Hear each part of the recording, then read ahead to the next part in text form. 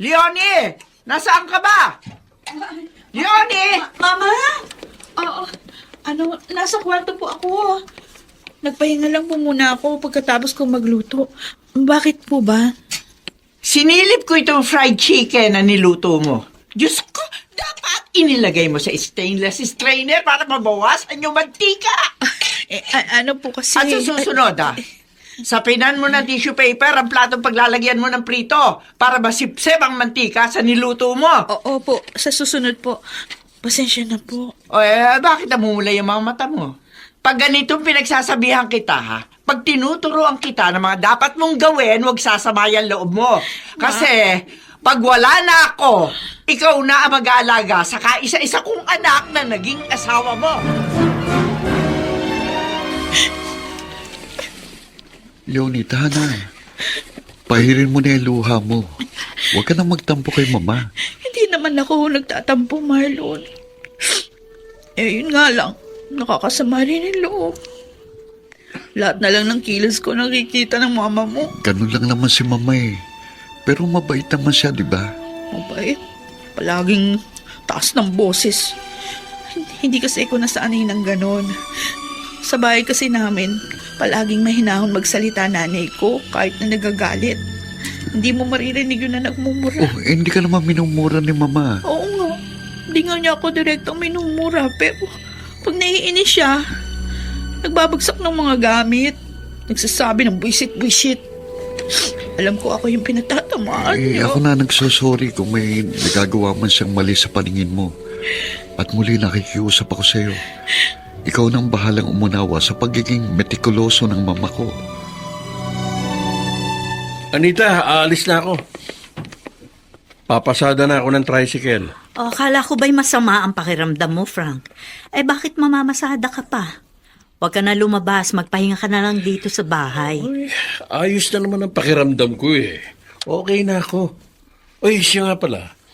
Kahapon naging pasahero ko si Joel. Ha? Oo, kinukumusta niya si Leonie.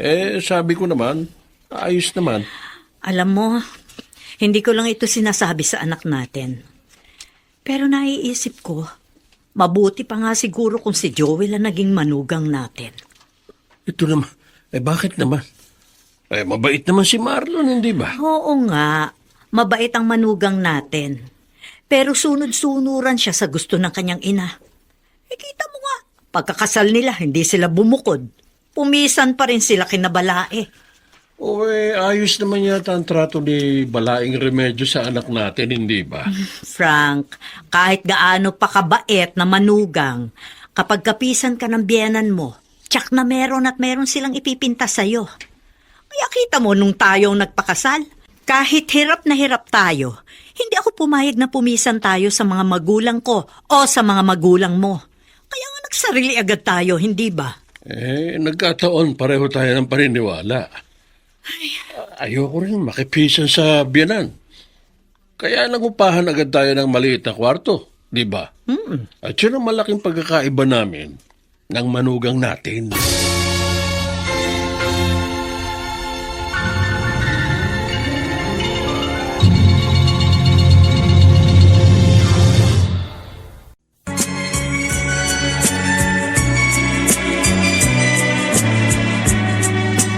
At ngayon, balikan natin ang tampok na kasaysayan sa ating dulang.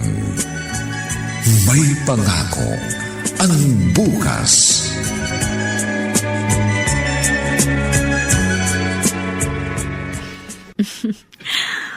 Amoy malinis na ang mga hinugasang kumplato. Ang galing talaga ng smart dishwashing liquid. Mamaya maglalaba naman ako. Salamat at bago nag-asawa tong si Leonie, nabilhan niya ako ng washing machine. Pag may washing machine at may Pride powder, napakadali ng paglalaba. Napakahusay magpalinis ng damit ng Pride powder. Sandali!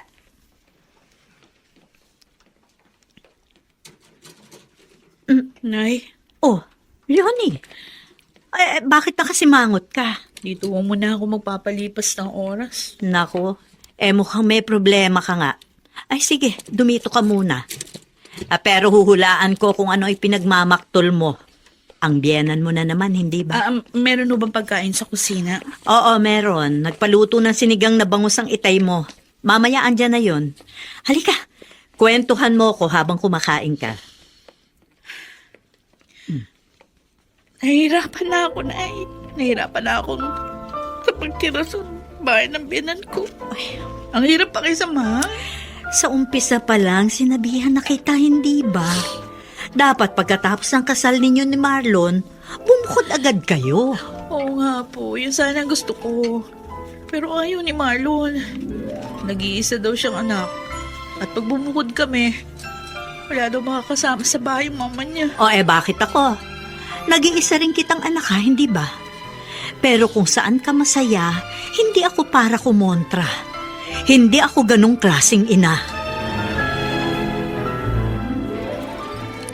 Malang, pagdating mo pa lang dito sa opisina kaninang maga, natunugan ko na agad. May problema ka eh. Tama ka, Radson. Kaninang umaga, mas nauna pang umalis ng bahay sa akin si Leonie. Nag-away kayo ni Leonie? Hindi kami nag-away. Pero sumama na naman ang loob niya kay Mama. Sabi ko naman sa'yo, Tol. Nasabihin mo pipisang kayo sa mama mo pag nakasal kayo ni Leonie. Alam ko magkakaproblema kayo pagdating ng araw. Bakit naman? Isang reyna lang ang dapat naninirahan sa isang palasyo. Pag naging dalawa, ayun, naroon ang problema. Tiyak na magbabanggaan sila. Good morning po, Aling Anita. Oh, ikaw pala, Joel. Good morning din. Saan ka ba galing? Nag-jogging po ako dyan sa sports center. Natanaw ko kayo nagwawalis dito sa harap ng bakuran nyo. Oo nga. Marumi na kasi eh. Yung mga batang dumadaan na kumakain ng sitsire at candy. Nako, basta na lang nagtatapo ng balat sa kalsada. Ay, nako, ang daming Pilipinong walang disiplina. Kaya pag bumabaha, hindi nila alam. Isa sila sa mga dapat sisihin. Oo nga po. Dapat may mas mahigpit na batas kontra sa littering. Ay, siya nga ho pala. Kahapon po natanaw ko dumating si Leonie. Papasok ko ako sa trabaho kahapon eh. Kaya hindi na ako nakadaan para kumustahin siya. Kukwan, maayos naman. Maayos naman si Leonie. Mabuti naman po kung ganun. Sige po. Kapag nagkita kayo, sabihin nyo, kinukumusta ko siya. O sige, makakarating. Salamat po. Nababaitan ako dito kay Joel. Matagal-tagal din siyang nanligaw kay Leonie ko. Pero hindi naman siya nagustuhan ng anak ko. Kung sa bagay mabait din naman ang naging manugang ko. Ang problema nga lamang dito kay Marlon, masyadong mamas boy.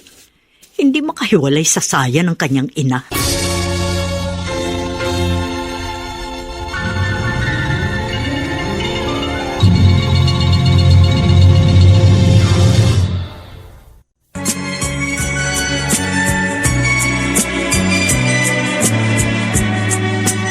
At ngayon, balikan natin ang tampok na kasaysayan sa ating dulang. May pangako ang bukas.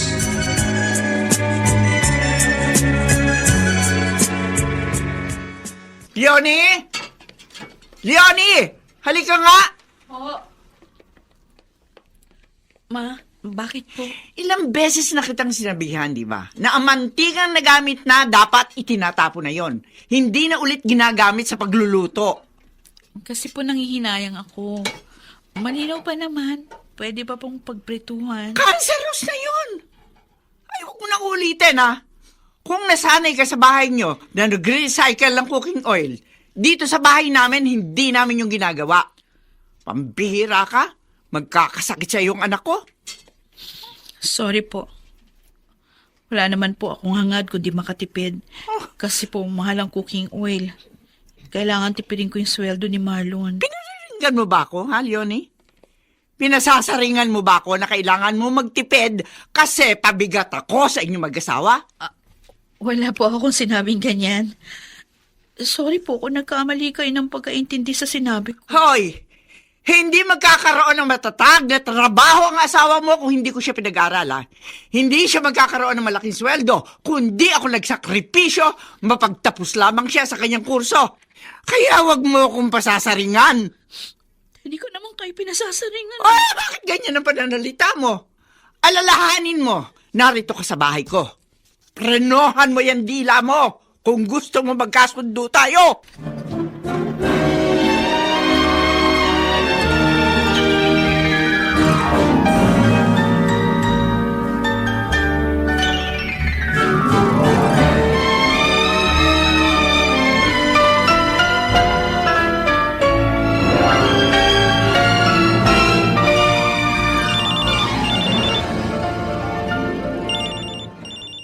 Aba, tumatawag si Leonie sa cellphone ko. Ba't kaya sa cellphone pa? Alam naman yung landline dito sa table ko, dito sa opisina namin. Hello, Leonie. Bakit? Marlon, wala ako sa bahay pag uwi mo mamaya, ha? Ha? Bakit? Ano nangyari? Nasaan ka ba ngayon? May naririnig akong ugong ng mga sasakyan. Nandito ako sa taxi. Uwi muna ako sa amin. Bakit nga? Ano ba nangyari? Tsaka na lang ako magkukwento sa'yo. Sinabi ko lang para hindi ka magulat mamaya pag uwi mo sa bahay niyo. O sige, sige. Pero hindi ako didiretso uwi sa bahay mamaya. Diyan kita pupuntahan, kina inay.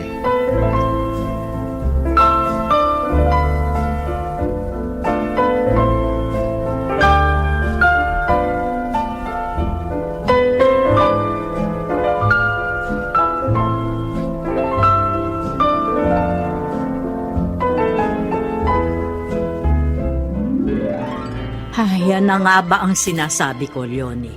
Hindi ka nakinig sa akin. Ikakasal pa lamang kayo ni Marlon. Sinabihan na kitang huwag kang pipisan sa bahay ng mga biyenan mo. Pero hindi ka nakinig. Hindi ho ako, inay. Si Marlon, ayaw niyang bumukod kami. O bakit nga raw? Yun daw yung pakiusap ng mama niya. Sabi ng biyanan ko, malaki naman yung bahay. May kwarto sa ibaba. 2 yung kwarto sa taas. Sayang naman daw. Hindi yun dapat pang hinayangan ng asawa mo. Alin ba ang masayang? Yung bahay nila o yung relasyon ninyong mag-asawa?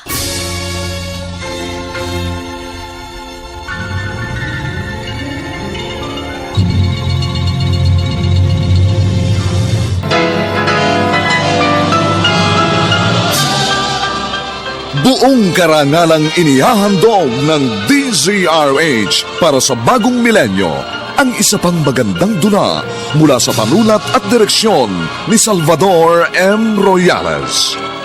May pangako ang bukas.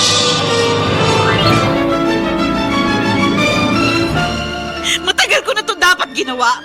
Nung naramdaman ko nagdududa ka sa katapatan ko. Pero yung inalisan mo rin ako ng karapatang hawakan ng sweldo mo at ipabahala sa nanay mo, sukdo lang pang iinsulto na yun na pwedeng maranasan ng isang babae. Kaya aalis na lang ako. Sumuot ka na lang sa saya ng nanay. Harap na sa bawat himaymay ng laman ay muling mabuhay ang dugong nananalaytay sa mga ugat at unti-unting mauusal ang mainspirasyong mga katagang. May pangako ang bukas. May pangako ang bukas. Isa na namang natatanging dulang pangradyo na inyong aabangan at kalulugdan, mag-iiwan ng mga magagandang halimbawa at aral. May pangako ang bukas.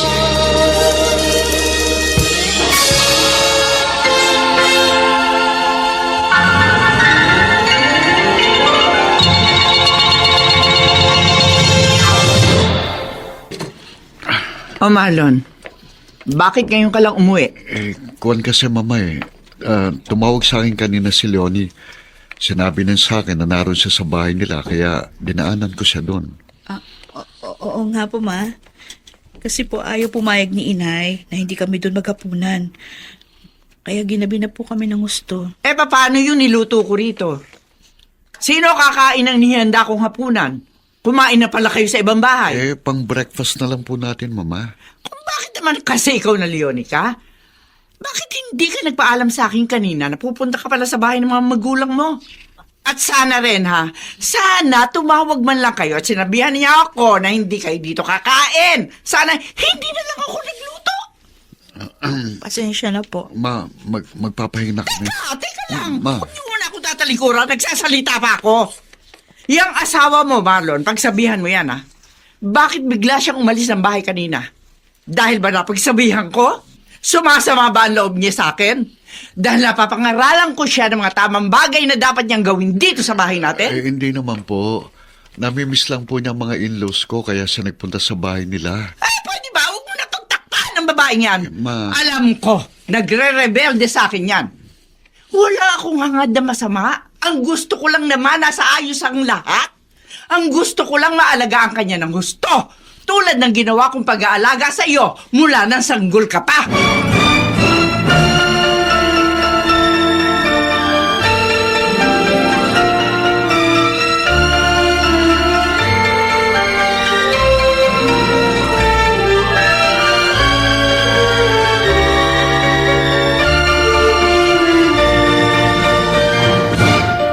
Nakita mo yan?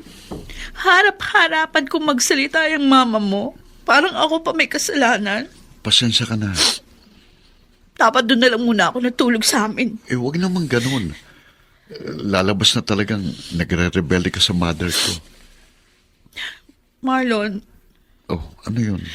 di ba talaga tayo pwedeng bumukod? Nahirapan na talaga ako dito sa inyo. Please naman, Leonie. Para sa akin na lang. Habaan mo pa ng konting pagtitiis para paksamahan si Mama. Kawawa naman siya kung iiwan natin siya mag-isa dito sa bahay namin. O, lagi na lang ganito? Palagi na lang akong palihim na nasasaktan sa pagiging dominante niya. Matanda na si Mama. Halimbawang maghanap tayo ng ibang matitirhan. Lagi ko rin siyang aalalahanin kasi nag-iisa siya rito. Ako naman ang hindi magkakaroon ng katahimikan. Pero, Anak ako, may obligasyon din akong isipin ang kanyang kapakanan.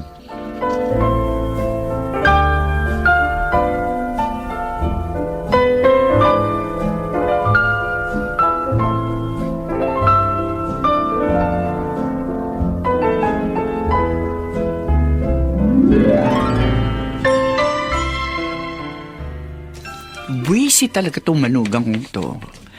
Kagabi, hindi ko lang masyadong maintindihan yung mga pinagsasabi niya kay Marlon. Pero nauulinigan ko. Hinihikayat niya si Marlon na umalis na rito sa bahay namin. Alam ko naman kung bakit eh. Para mas maluwag ang kilos niya. Para magagawa niyang anumang gusto niyang gawin. Pag hindi ko siya nabantayan, baka lustayin lang niya ang sweldo ng anak ko. O kaya naman manlalaki siya. At yun ang ayoko mangyari. Hinding-hindi ko yun mapapayagan.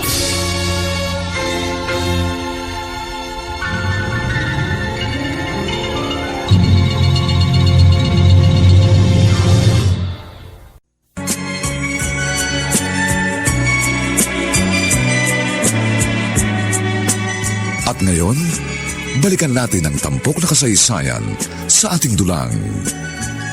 May pangako ang bukas.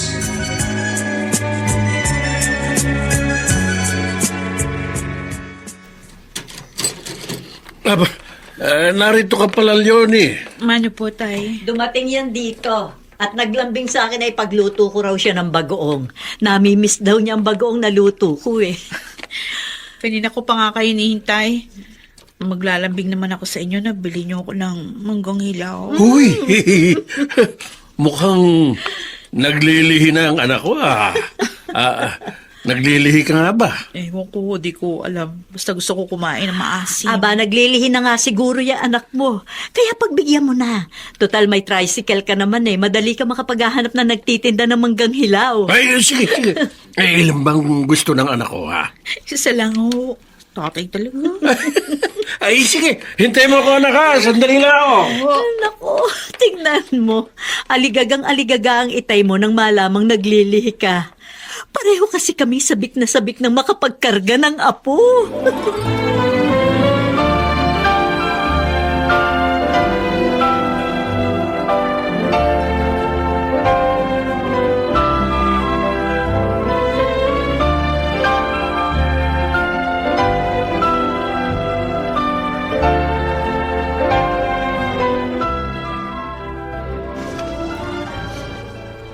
Pagkaalis ni Marlon kanina umaga, papasok sa opisina. Umalis din ang magaling na manugang ko. At pasado 3:00 na ng hapon, hindi pa rin siya bumabalik. Ha? Mukhang may pinagkakaabalahan ng babaeng yan. Teka nga. Isusumbong ko siya sa asawa niya. Tatawagan ko si Marlon.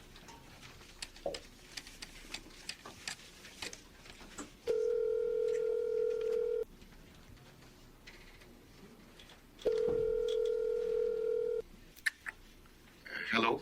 Marlon, Oh, ako ito, ang mama. bakit ako kayo napatawag? Alam mo bang pagkaalis mo kaninang umaga, umalis din ang magaling mong asawa? At hanggang ngayon, wala pa siya. Anong ibig niyo sabihin? Marlon, ano ka ba naman? May karanasan na tayong ganyan sa ating pamilya. Alam mo, ang nangyari kay Uncle Neptali mo. At hindi na yun dapat maulit. Ayokong daranasin mo rin ang kapalarang naranasan ng kapatid ko.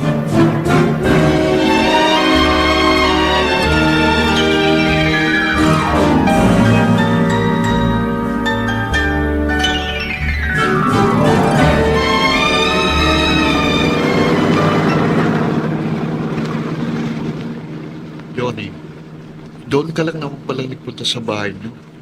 Dapat nagpaalam ka na kay mama kanina na umalis ka sa atin. Bakit lahat ba ng kilos ko dapat kong ipagpaalam sa mama mo, Marlon? Nagdududa siya eh. Nag-iisip siya ng masama. Kahit naman anong gawin ko, masama pa rin ako palagi sa paningin niya. May cellphone naman ako, di ba? O bakit hindi niya ako tinawagan? Sa halip, ikaw yung tinawagan niya sa opisina. Ano gusto niyo palabasin? Pinagsususpetsahan ba niya ako na may ginagawa akong kalokohan? Iniisip ba niya na lalaki ako? Pasensya ka na. Pero may malungkot na kasi silang karanasan eh. Yung uncle ko, nag-suicide ng kaliwain ng auntie ko. Itong sabihin mo sa mama mo, ha? May moral ako. Nang pagkasal ako sa'yo, sigurado na ako sa sarili ko na ikaw ang lalaki na gusto kong makasama habang buhay. At hindi na ako para pumatol pa sa iba.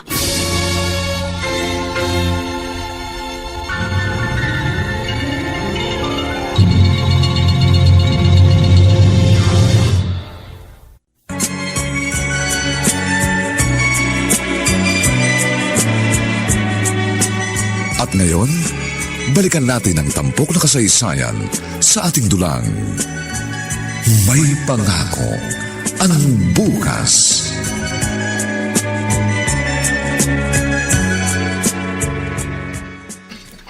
Marlon.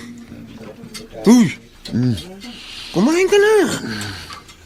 Matatapos na ako pero soup pa lang yung nagagalaw mo dyan sa in-order mo pagkain dito sa kantin.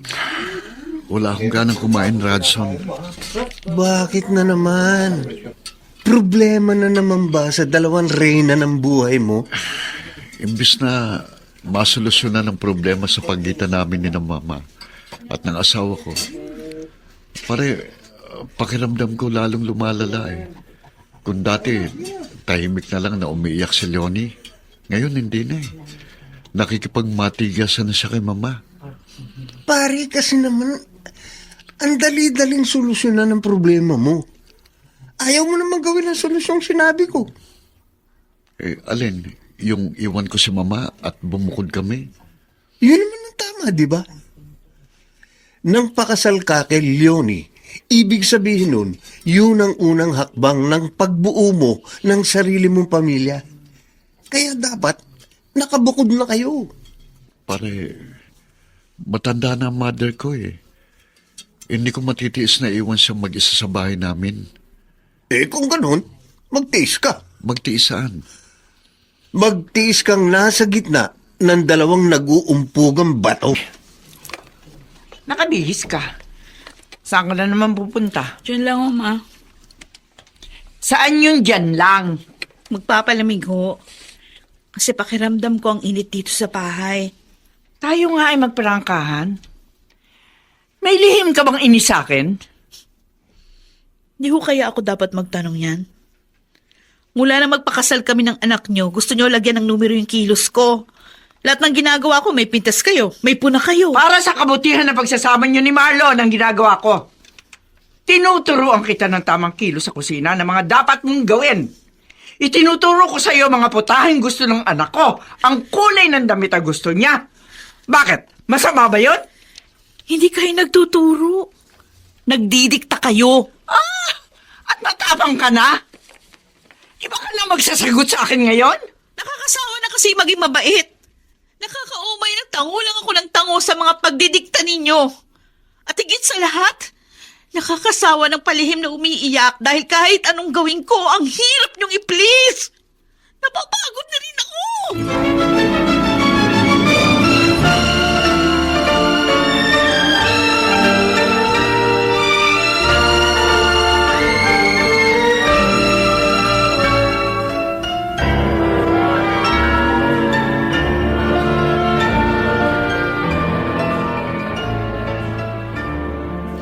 Leonie, anak, hindi mo dapat sinagot-sagot ang biyenan mo. Siya ang ina ng iyong asawa. Pero nay, nakakainis na. Hindi naman ako salbahing manugang, pero nakakapuno rin ng ugali ng biyanan ko. Anita, tama ang anak natin. Kung sumusobra na ang biyanan, talagang lumabang ka na. Ay naku, wag kang konsentidor, Frank. Eh. Pinangangaralan ko ng tama itong anak natin. Susulsulan mo pa. Kasi, O halimbawa, Oh. tayo ang sagot-sagutin na manugang mo. O ano mararamdaman mo? iyon ang hindi mangyayari. Kita mo? Kasi mabait naman tayo kay Marlon. Alam natin kung saan tayo lulugar. Ayan, ang husay mong mga tuwiran. Ay, tama na. Ay, anak, paano kung magsumbong ang biyanan mo sa asawa mo? Wala naman ho siyang may susubong kay Marlon. Ay, nangatwiran lang naman ako sa mga sinasabi niya. Tsaka totoo naman lahat yung sinabi ko sa mama niya. Lahat ng kilos ko, meron siyang puna, may pintas. Wala na akong ginawang tama. Hayaan mo. Kakausapin ko yung asawa mo. Pag sinundo ka dito mamaya, Leonie. Sasabihin ko sa kanya na ang sigalot yung yan ng kanyang ina maaaring lumala. Pwedeng pag-ugatan niya ng tuluyan yung paghihiwalay ng mag-asawa.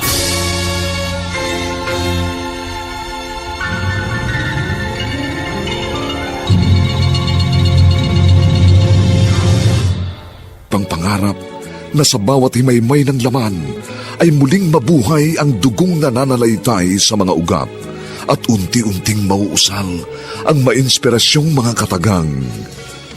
May pangako ang bukas. May pangako ang bukas. Isa na namang natatanging dulang pangradyo na inyong aabangan at kalulugdan, mag-iiwan ng mga magagandang halimbawa at aral.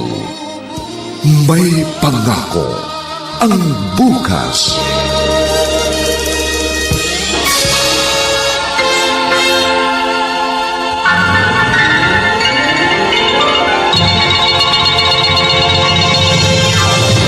Ay, mano po, Mama.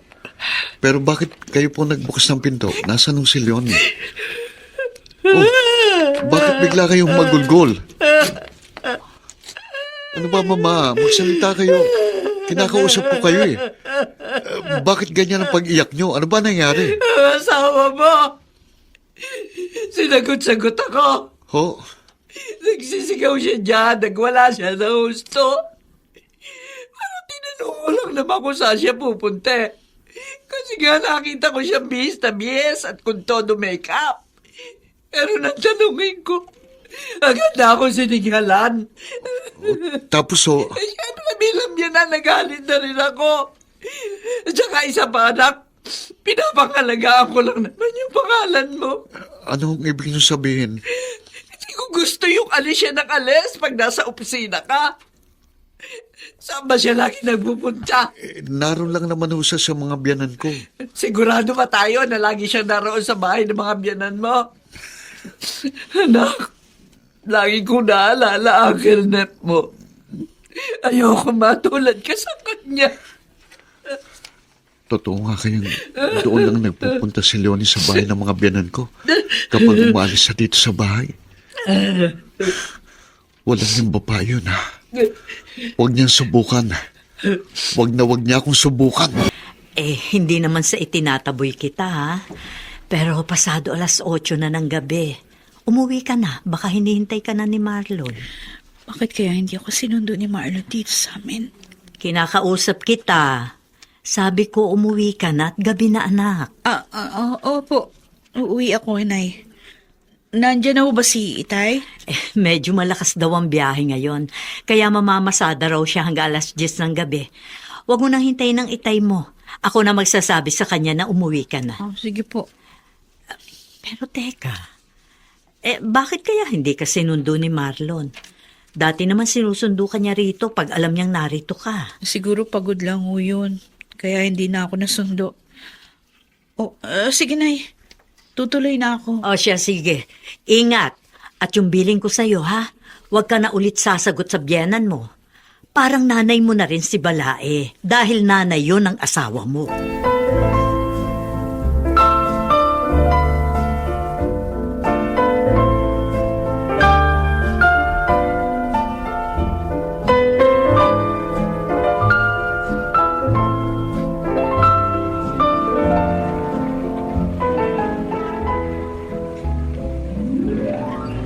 Ay, naku. Di na nagbago dito sa lugar namin. Paggabi, ang hirap ng sumakay. Mapipilitan na siguro ako mag-taxi nito. Leonie, ikaw ba yan? Ay, ikaw pala, Joel. Sakay ako ng tricycle eh. Doon pa sana ako bababa sa looban. Pero nang makita kita, bumaba na ako. Bakit kinabi ka? Dumalaw ako kina Inay. Ay, napasarap ng kwentuhan eh. Mahirap sumakay dito pag gabi na. Ay, hindi bale. Sasamahan na lang kita mag-abang ng jeep. Dito muna ako habang hindi ka pa nakakasakay. Ano, kumusta ka na?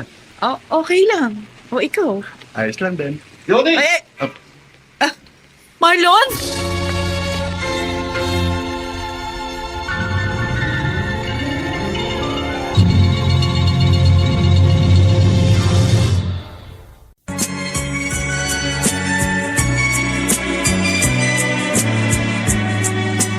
At ngayon, balikan natin ang tampok na kasaysayan sa ating dulang.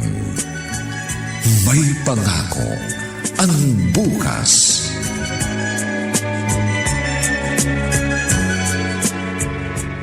Halika! Marlon, sandali. Halika! Magpapakalat ka rin. Ngayon, halika rito. Ano ba? Mag-usap tayo. Yan dyan ka! Aray ka!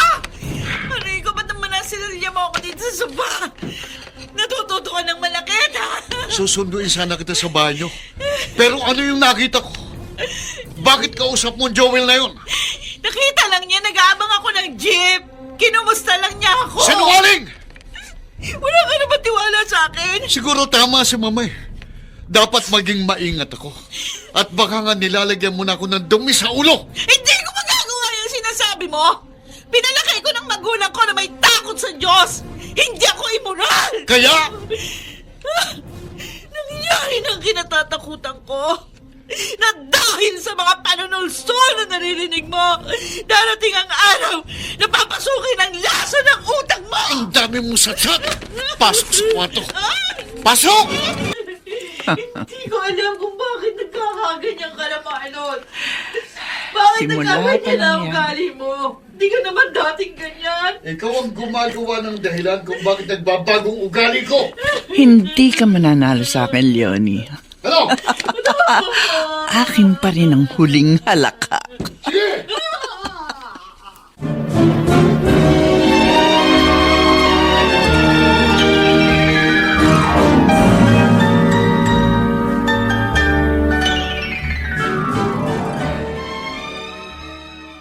Kaya po ako pumunta rito sa inyo, Aling Anita.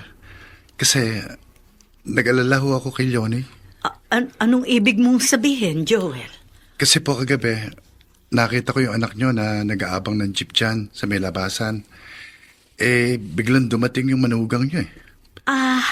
Sinundo rin pala ni Marlon ang asawa niya. Oo, sandali ko po kasing kinausap si Leonie. Siya namang pagdating ng manugang nyo. Mukha akong nagalit eh. Ha? Naisip ko baka mag-aaway yung mag-asawa. Hindi naman siguro. Mabait ang manugang kong yun. Sana nga ho. Dahil pag nagkataon ho, masisisi ko pang sarili ko. na nilapitan ko si Leonie. Sa totoo lang po, wala naman po akong gusto kundi makumusta yung anak niya. Ay, hayaan mo. Pag napasyal dito ang manugang namin, sasabihin ko yung sinabi mo. Huwag ka nang mabahala. Malawak ang pangunawa ni Marlon.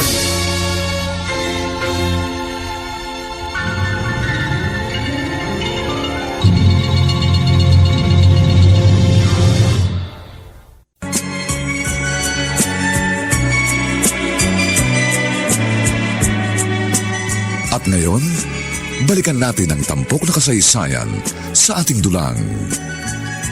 May pangako ang bukas.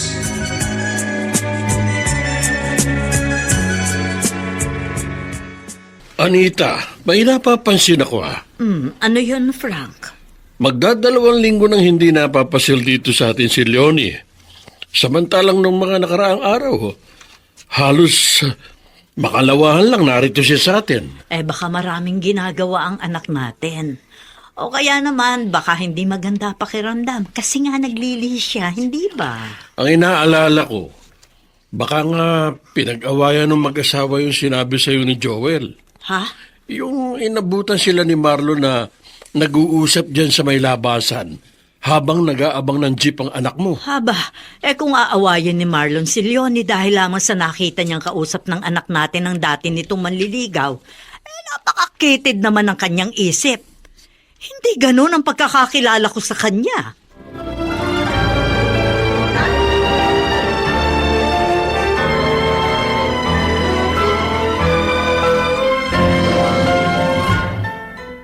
Marlon, ulitin mo nga sinabi mo. Hindi ka na magsusulit ng sweldo kay Leonie mula ngayon? Yun ang naisip kong paraan. Para hindi siya laging nakakaalis ng bahay, Radson. Kapag wala siyang hawak na pera, wala siyang gagastusin kung saan man siya nagpupunta. Parang hindi maganda yung iniisip mo, pare. Sino hahawak ng budget sa bahay niyo? Ang mama mo? Nung binata ako, talagang si mama naman ang nagbabudget sa bahay. Binata ka nun. Pero ngayon, may asawa ka na. Dapat lang na ang asawa mo ang hahawak ng sweldo mo. Kuwan kasi pare, nakita ko mas mahusay mag-budget si mama kaysa sa asawa ko. Pare, pag-isipan mo munang mabuti yan. Sigurado sasama ng gustong loob ng asawa mo pag ginawa mo ang plano mong yan. Kahit sino ang tanungin mo, hindi magandang tignan dahil ang lalabas, magiging tau-tauhan ng misis mo sa bahay niyo.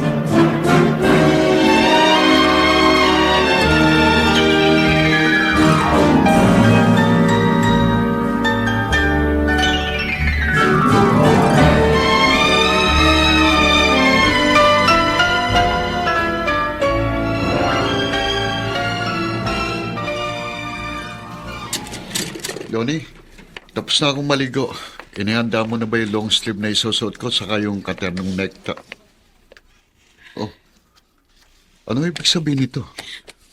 Bakit nag-iimpake ka ng mga damit mo? Uuwi na ako sa amin, Marlon. Bakit? Anong kalokohan nito? Ikaw nag-umpisa ng kalukuhan sa pagsasama natin. Ano ibig mong sabihin? Nag-isobra ka seloso. Naniwala ka sa mga panunulsul ng nanay mo. Ayaw mo na akong pumayagan lumabas ng bahay nang hindi ka kasama. Ano yun? Bihag ba ako sa bahay na ito? Inalisan mo ako ng layang kumilos? Ibig bang sabihin makikipaghiwalay ka na sa akin? Matagal ko na ito dapat ginawa! Nung naramdaman ko na nagdududa ka sa katapatan ko. Pero yung inalisan mo rin ako ng karapatang humawak ng sweldo mo at ipabahala sa nanay mo, sukdo lang pang-iinsulto na yon na pwedeng maranasan ng isang babae! Kaya aalis na lang ako! Sumuot ka na lang sa sayo ng nanay mo!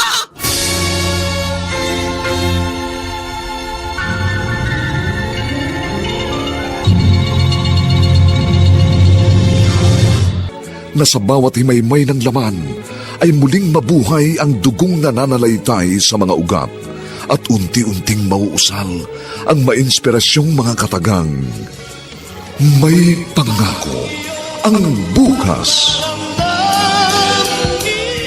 May pangako Ang bukas, isa na namang natatanging dulang pang radyo na inyong aabangan at kalulugdan, mag-iiwan ng mga magagandang halimbawa at aral. May pangako ang bukas.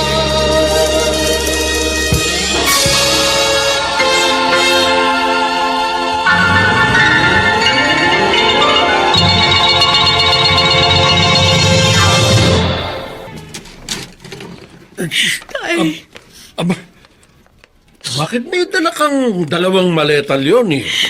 nakipag-iwalay na ho ako kay Marlon. Hindi ko na kaya. Nagbago na ho siya. Hindi na siya yung dating pinakasalan ko. Mhm. Ano ba yung nangyayari yan sa inyo? Ay, teka, akin na yung bit-bit mo. Eh, mugtong-mugto ang mga mata mo, ha? Hindi na ulit ako makikisama sa kanya. Hindi na. Si Inay ho. Eh, namalengke ang inay mo. Ang tricycle ko naman ay nasa talyer dahil may sira. Kaya hindi ko nasamahan ang inay mo sa pamamalengke. Oy, siya, paano? Eh, ikaw ba yung nag-almusal na, ha? Di pa nga ho eh. Umagang-umaga naging pakay ko ng mga gamit ko. Dito na ulit dala ko. Hmm. Ano bang pinag-awayan nyo ni Marlon?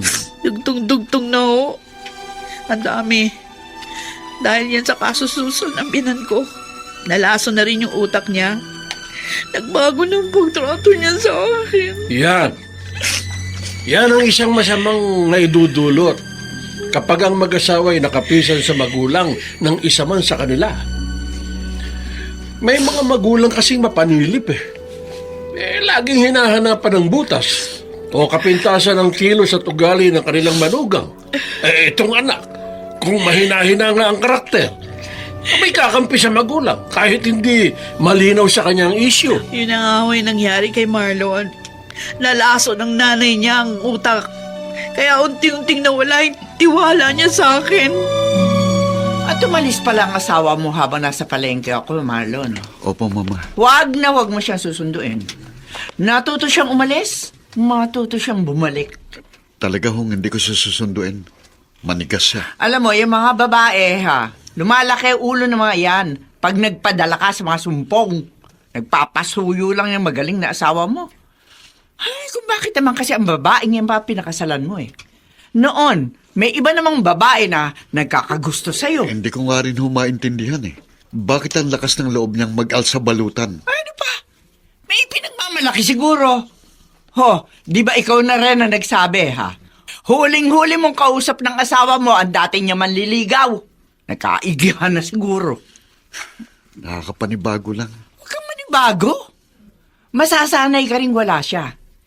Ipakita mo sa kanyang hindi kanya kayang pagmalakhan.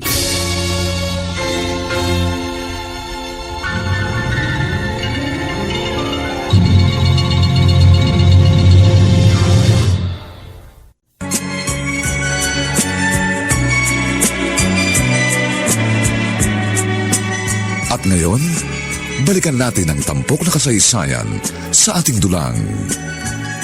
May pangako ang bukas.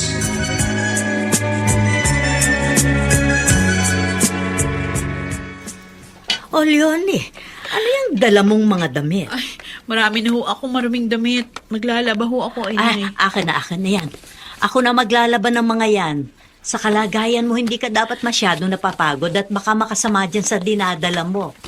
Marami ho itong labahin ko. Ay, kahit na. Akong bahala dyan. Sandali lang yan sa Pride Barreta. Sa sobrang bula ng Pride Barreta, kahit ang damit nga na pambiyahe ng ama mo, kayang-kayang linisin. Eh, teka nga pala, ilang buwan na ba yung nasa tiyan mo? 4 na buwan na ho. Hindi lang ho masyadong halata kasi maliit akong magbuntis. Yang kumag na asawa mo? Hindi na siya naawa sa'yo. Alam na buntis ka pero nagpadala siya sa mga panunulsol ng kanyang ina. Ba't parang iiyak ka dyan? Ngayon ko napatunayan. Totoo pala yung sinabi niyo noon ng hitay. Na ang mag-asawa dapat nagsasarili agad kapag kasal. Talaga. Mahirap makisama sa biyenan. Lalo na kung ang biyenan mo katulad ng Bruhildang Remedios na yon. Alam mo ang basa ko sa ugali niyang biyenan mo, ha? Natatakot niyang tumandang mag-isa, kaya hindi mabitiwan ng anak niya. At ito namang utu-utong asawa mo, abay dalang-dala sa drama ng kanyang ina.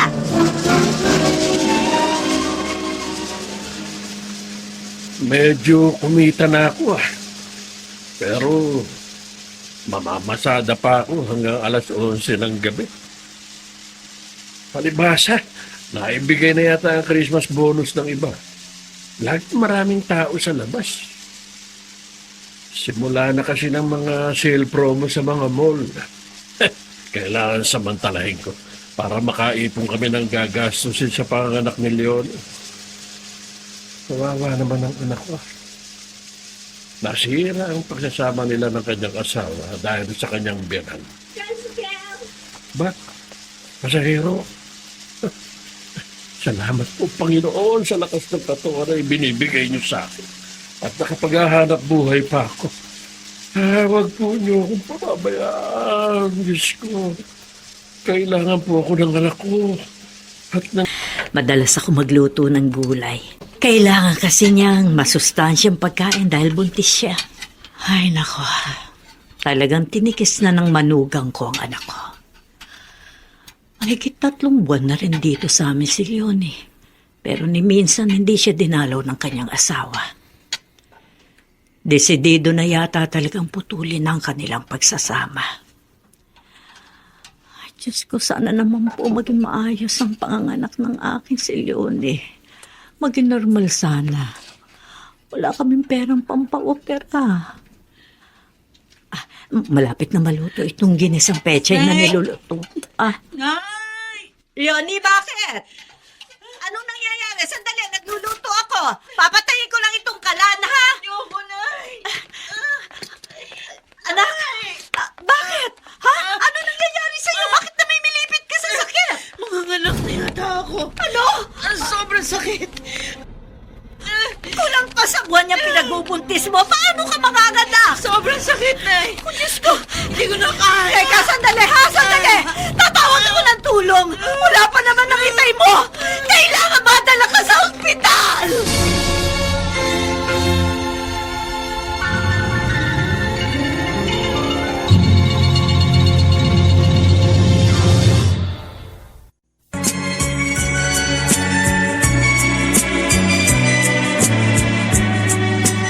At ngayon, balikan natin ang tampok na kasaysayan sa ating dulang. May pangako ang bukas.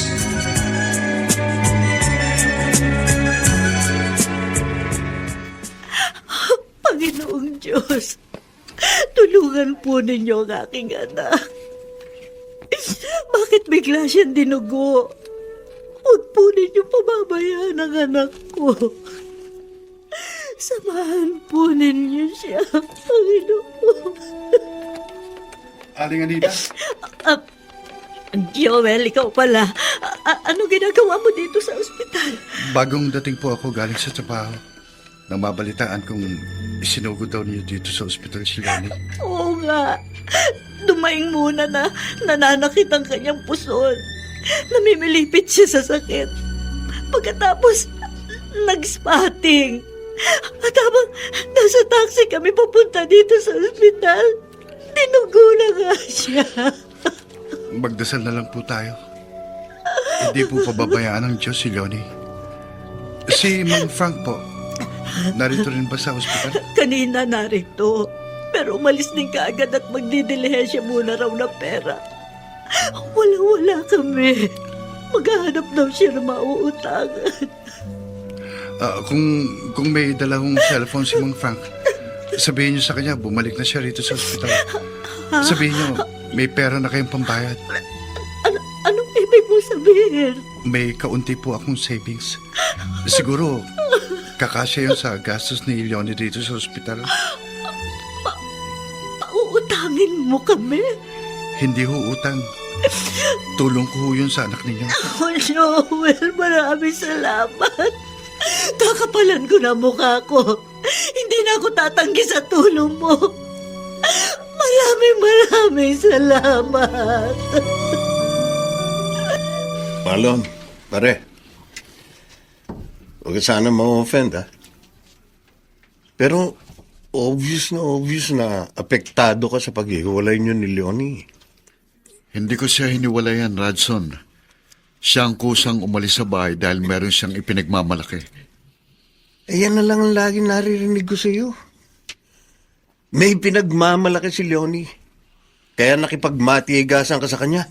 Kundi ako nagkakamali, mahigit 4 na buwan na mula nang umalis siya sa inyo. Yun na nga eh. Umalis siya dahil meron siyang lalaki.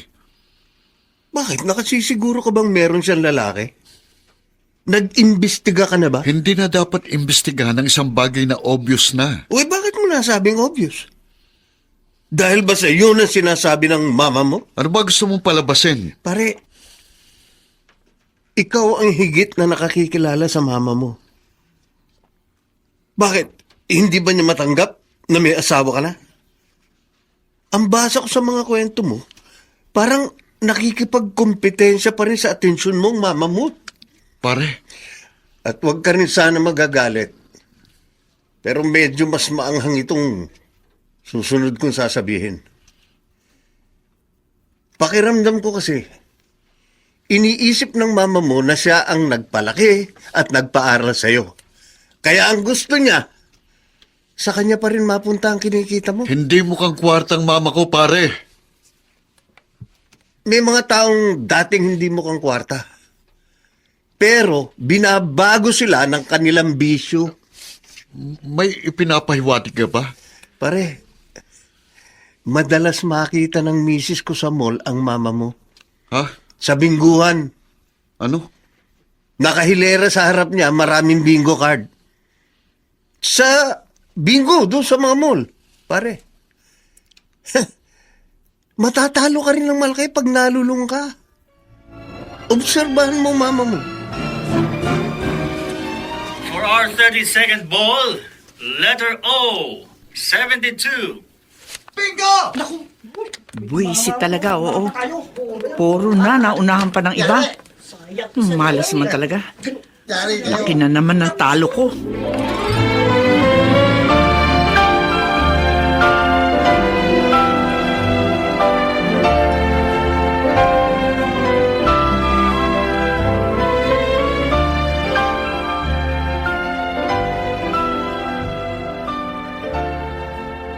Totoo nga sinabi ni Radson.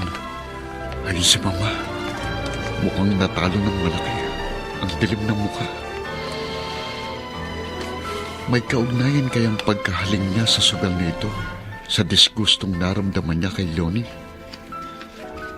Gusto nga lang kaya ni Mama na siyang mawak ng sweldo ko para meron siyang pambisyo.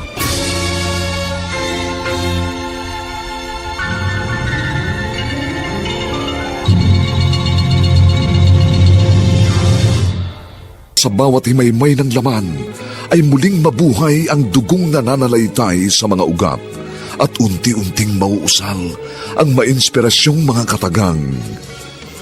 May pangako ang bukas. May pangako ang bukas. Isa na namang natatanging dulang pang radyo na inyong aabangan at kalulugdan, mag-iiwan ng mga magagandang halimbawa at aral. May pangako ang bukas.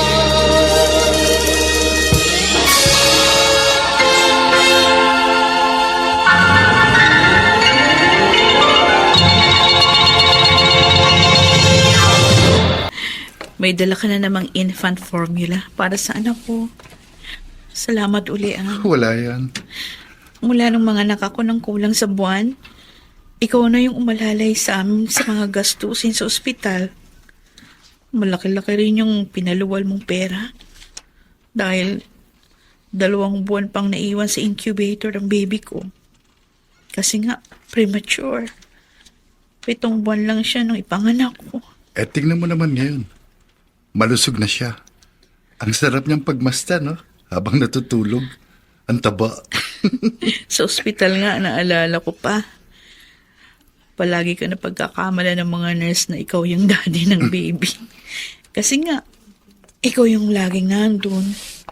Pagkalabas mo sa opisina, sa ospital agad ang tuloy mo. Lagi mo pa akong dinadala ng pagkain. Oh, bakit iiyak ka? Huwag kang iiyak. Alam mo, sabi tuloy ng nanay ko, pati rin ng tatay ko, sana daw ikaw na lang pinili ko noon. Kasi nga, di ba nauna ka pang manligaw sa akin kesa kay Marlon? Ganun talaga eh. Uy, siya nga pala. Hindi pa rin ba dinadalaw ng daddy niya ang anak niya? Kilala ko si Marlon, Joel. Mataas ang pride noon. Kahit nga siguro mabalitaan niya ng anak ako, hindi yung basta-basta pupunta dito. Tsaka, siguro nga, buti pa wag na lang kami magkita. Hindi ko na rin gustong makisama sa isang lalaki na hindi makawala sa saya ng nanay niya.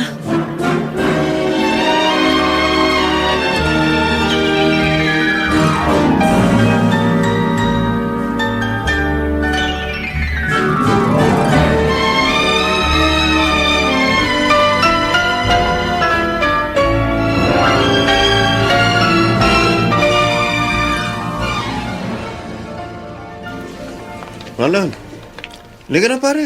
Eh, Alas 5 na. Tuloy, dumaan na rin tayo sa bangko para ma-withdraw na natin Saan sa ba yun? ATM ang sweldo natin. ba't wala dito sa wallet ko? Ha? Uy, Asan? ano ba? Ba't hinalungkat mo na lahat ng mga abubot mo dyan sa drawer mo? Eh, nawawalang ATM card ko, Radson. Paano ko kukuhanin ang sweldo ko? Nawawala? Oo nga eh. Ngayon ko lang naalaman kasi nga, naalala ko, araw nga pala ng sweldo natin. Nang tingnan ko sa wallet ko, wala rito eh. Uy, baka naman nalaglag. O naiwan mo sa bahay niyo. Sana nga sa bahay ko naiwan. Pag hindi, malaking abala eh. Kailangan ko mag-report sa bangko at sabihin na walang ATM card ko para maigawa nila ako ng bago. Ito ako ng paborito mong sinigang na bangus. Pero ang mahal na ng isda, lalo na ang bangus sa palengke. Nako! 180 hanggang 200. Sa supermarket naman, 260 per kilo. Ma, wag niyo na ho akong hayinan. Ako nang bahala sa sarili ko. Ay, siya nga pala. Nag-grocery na rin ako ng konti. Ayun, oh. Hindi ko pa nga naalis sa mga eco bag. Sandali ho. Paano kayo nakapag-grocery kagad eh? Wala pa naman akong perang ibinibigay sa inyo. Oo nga pala. Alam mo kasi, nung isang araw na maglalaba ako, nakita ko sa pantalon mong wallet mo.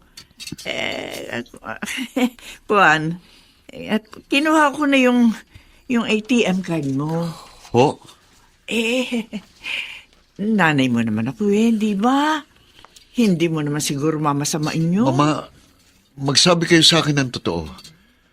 Bukod sa sweldo ko ngayong buwan, may iba pa ba kayong winidraw sa savings ko? Magsalita kayo, ma. Nag-withdraw ba kayo ng iba? Nagagalit. Pasensya ka na. Ma, Nag-ipit ako eh. May mga pinagbayaran akong utang. Pasensya ka na, anak.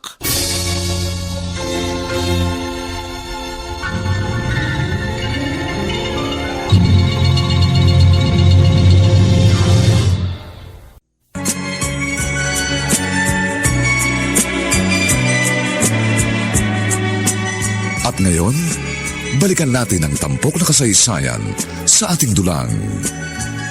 May pangako ang bukas.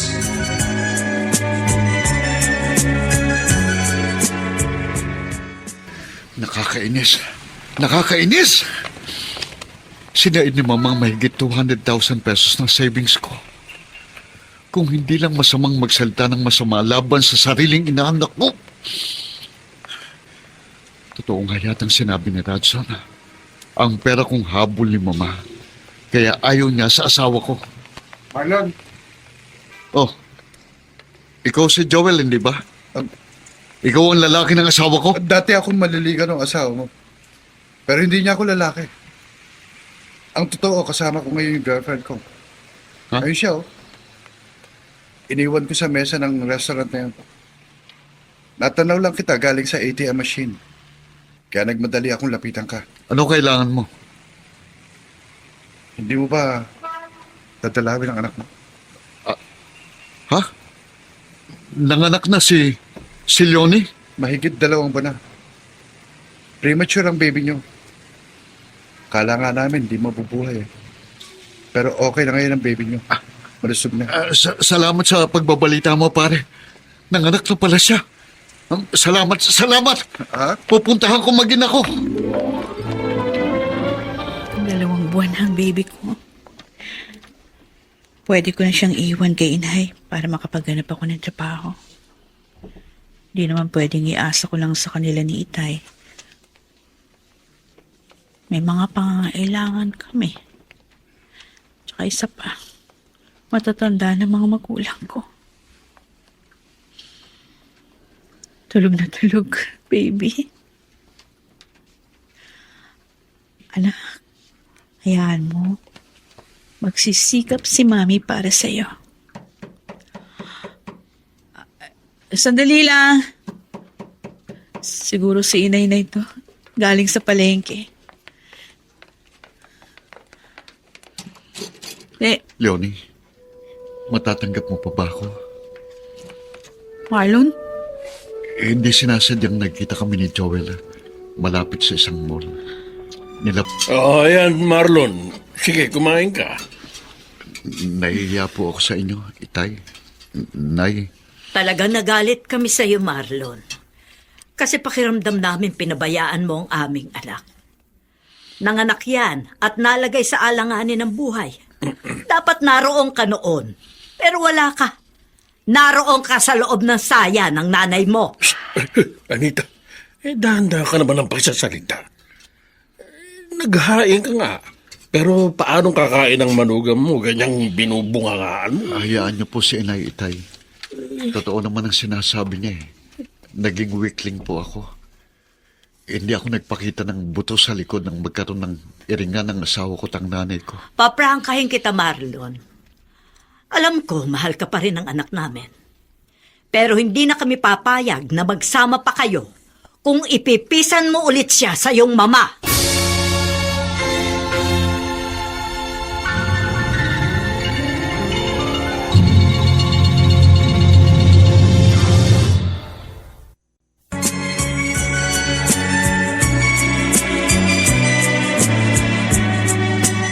At ngayon, balikan natin ang tampok na kasaysayan sa ating dulang. May pangako ang bukas.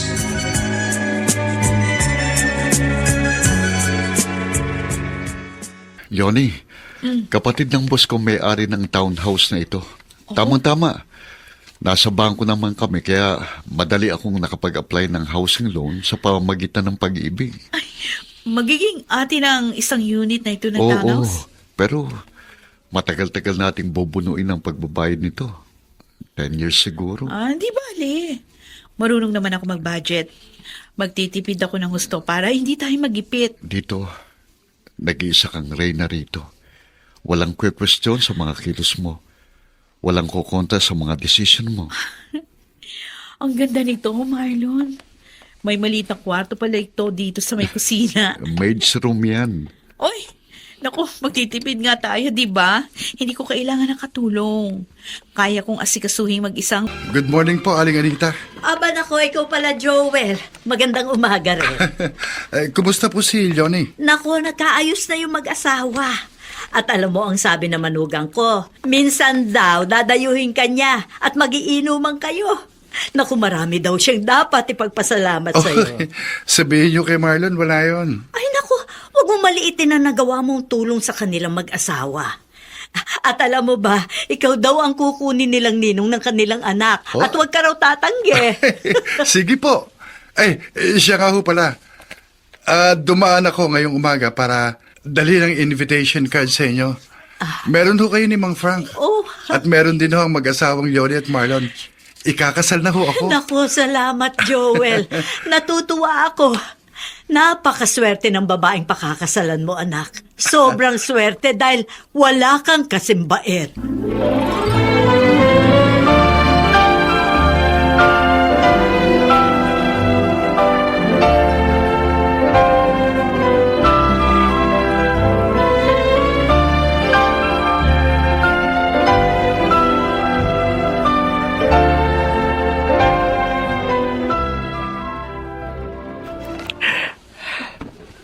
Kasalanan ko.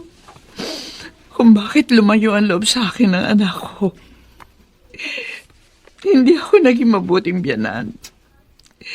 Hindi ko binigyan ng respeto ang babaeng napiling pakasalan ng aking anak. May babalik ko lang sana ang mga araw.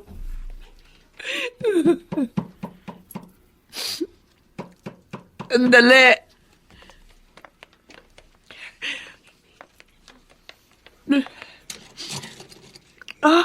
Mano po, Mama?